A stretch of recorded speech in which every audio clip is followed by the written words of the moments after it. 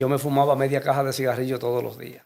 Que esto es la palabra de Dios. Me dio mucha impresión. Apresúrate para que me consiga una, porque yo quiero leerla. Saludos para todos nuestros amigos de este canal. Gracias por estar ahí con nosotros. Hoy nos sentimos sumamente contentos porque Dios nos ha permitido este preciso momento donde podemos hablar del mensaje de salvación. Así que de antemano quiero pedirle a ustedes que nos compartan este contenido, pues dejen aquí también sus comentarios. Y hoy me acompaña un hermano muy querido. Él es Arcadio Cerda. Así que bienvenido, Arcadio. Muchas gracias. Bien, hoy queremos hablar acerca de cómo Arcadio, porque de antemano quiero mencionar que mi familia conoció el mensaje adventista por dos personas muy especial y una de ellas es nuestro hermano y amigo Arcadio, pero también Gabriel Espinal, que más adelante vamos a hacer lo posible por tener a Gabriel con nosotros. Pero de antemano me gustaría saber, Arcadio, ¿cómo tú llegas a conocer el mensaje adventista? Bueno, Cristian, yo trabajaba en la época de 1988, 1987. Trabajaba en el hospedaje Yaque, Santiago. En Santiago conocí a un hermano adventista. Nos encontramos y nos conocimos en un gimnasio.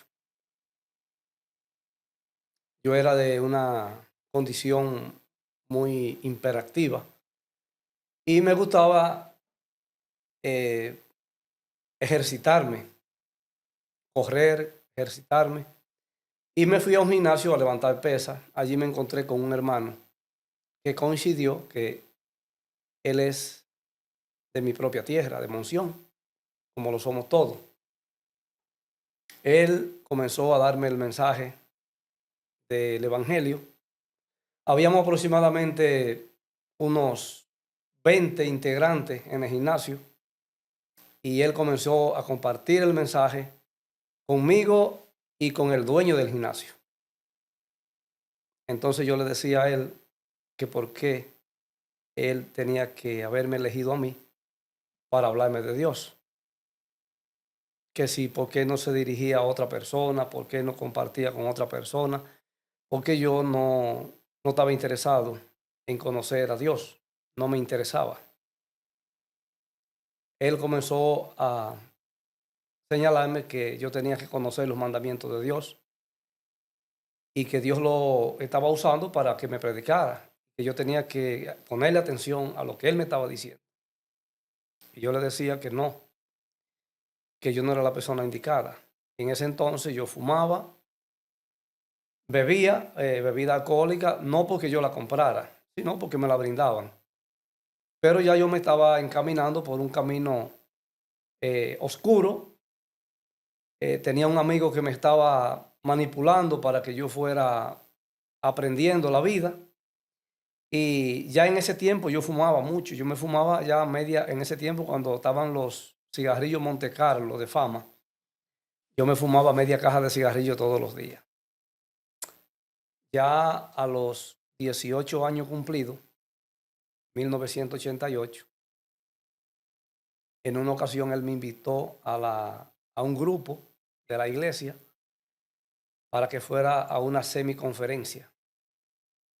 Yo le decía que no, él lo empujaba, le daba con la mano para que se me quitara de adelante, para que no me invitara, pero él insistió. Y por cosa de la vida, uno siempre como hombre, siempre se deja llevar por circunstancias. Gracias a Dios que apareció una hermana de él, a la que en realidad me cayó en gracia. Una muchacha muy humilde, muy tranquila, hermana de sangre de él, a la que él también invitó. Yo me sentí un poco atraído y como siempre, decidí ir a la reunión. Decidiste ir a la reunión. Importante. ¿Qué ocurre luego de que ya tú estás dentro de las reuniones, Bueno, participando? el panorama era un poco sombrío porque el predicador era un hombre que se llamaba Víctor de la Rosa, que está vivo todavía, por la gracia de Dios. Él era el conferencista, él era quien estaba allí impartiendo la palabra. Pero yo lo vi tan flaco y tan desnutrido. Yo le decía macho, a Elpidio yo le decía macho. Macho, pero ¿y cómo es? Explícame. Este señor que predica, él no come. Bueno, pues siempre me causó impresión, pero el hombre era un hombre firme, muy decidido, entregado a Cristo a totalidad. De allí entonces, después de una semana aproximadamente, una semana, 10 días, creo que nos invitaron a la congregación. Una pregunta importante ahí. ¿Decidiste en ese momento bautizarte? Mira, la primera impresión que yo tuve en medio de la conferencia fue la impresión de la Biblia. Me dijeron que la Biblia, yo le pregunté a Elpidio, le dije, ese libro, ¿qué es eso? Esa fue mi pregunta. ¿Qué libro es eso? Elpidio me dice que esa es la palabra de Dios. Yo le digo, pero ¿y qué es lo que es la palabra de Dios? Y hago así, agarro la Biblia con mis manos y le digo, pero que esto es la palabra de Dios. Me dio mucha impresión. Yo me sentí muy, como dicen por ahí, muy impactado con ese título, la palabra de Dios. Yo la agarré en mis manos y yo le dije, pero si esta es la palabra de Dios, tú tienes que conseguirme un libro de esto. Te regalaron una Biblia Me regalaron en ese momento. No, en ese momento no me la dieron. Pero yo tenía la oportunidad de abrirla. Y como yo era amigo de la lectura, yo me puse, expresamente caí en el libro de los Proverbios. Cuando caí en el libro de los Proverbios, en mi vida nunca yo había escuchado palabras tan elocuentes, tan diferentes, tan particulares de lo que la sociedad antes me enseñaba, de lo que yo vivía, de lo que el mundo transcurría día a día. Yo dije, pero ¿quién escribió esto? Le decía yo. Dice, esa es la inspiración de Dios. Digo, pues apresúrate para que me consiga una, porque yo quiero leerla. ¿En qué tiempo más o menos después que tú recuerdes? Porque acuérdense, amigo, que estamos hablando del 1988. O sea que unos cuantos añitos, ¿verdad?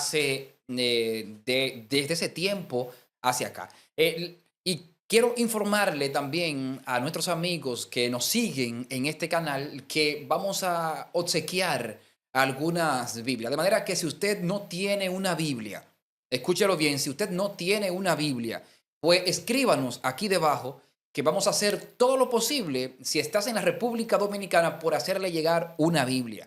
Así que, Arcadio, ¿en qué momento te entregan una Biblia?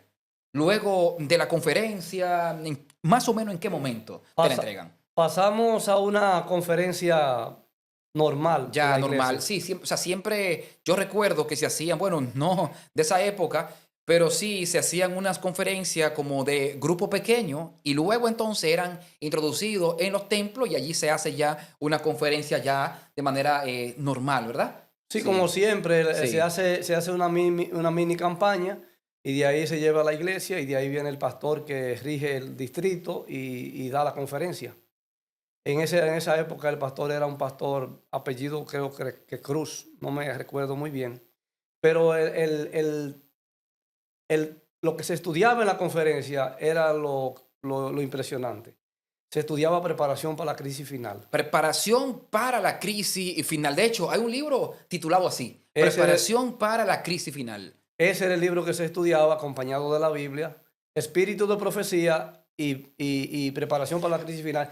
Esos eran los eventos finales, porque recuérdate que la época del 88 al 94, 96, hubo un gran movimiento de reforma dentro del adventismo, de movimientos que se levantaron, que querían reforma, que querían gente que se querían preparar para salir de las ciudades, eventos de cumplimiento profético, de cosas que estaban cercanas a la venida de Cristo. Y en la iglesia había un despertar. Es decir, que había, o sea, esa es la palabra, un despertar espiritual para esa época. En la juventud, netamente.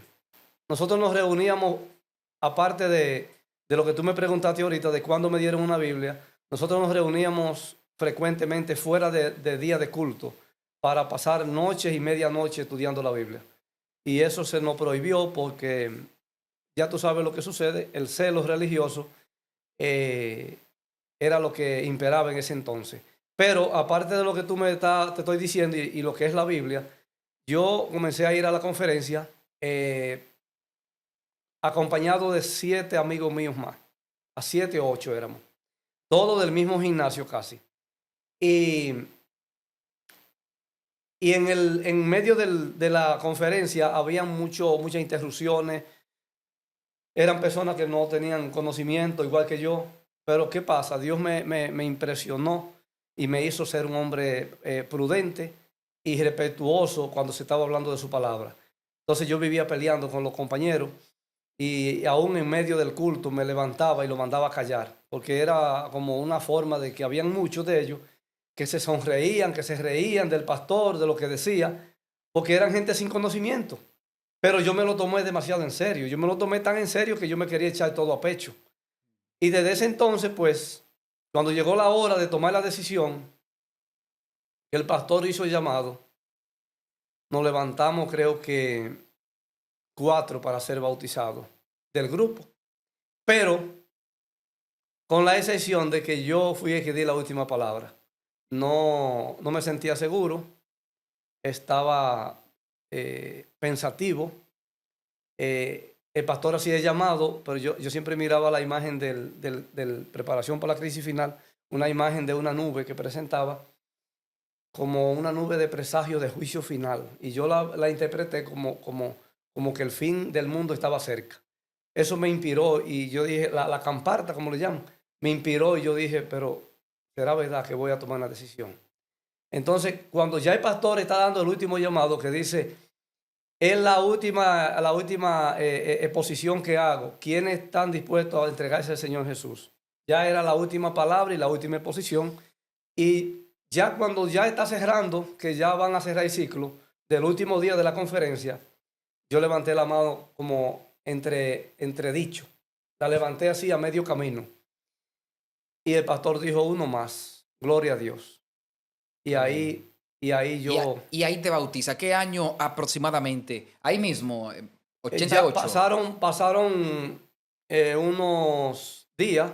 Ya, Pasaron perfecto. aproximadamente, pasó un mes, aproximadamente, algo menos de un mes. Y ya de antemano te habían dado ciertos estudios bíblicos, ¿verdad? Ya, sí, Perfecto. ya habíamos sido concientizados la decisión que íbamos a tomar, si creíamos en el espíritu de profecía, si creíamos en los escritos proféticos. Eso era lo más fundamental que había para confirmar los mensajes que Dios había dado para el tiempo de fin. Bien, así es que vamos más adelante a hablar sobre esa parte.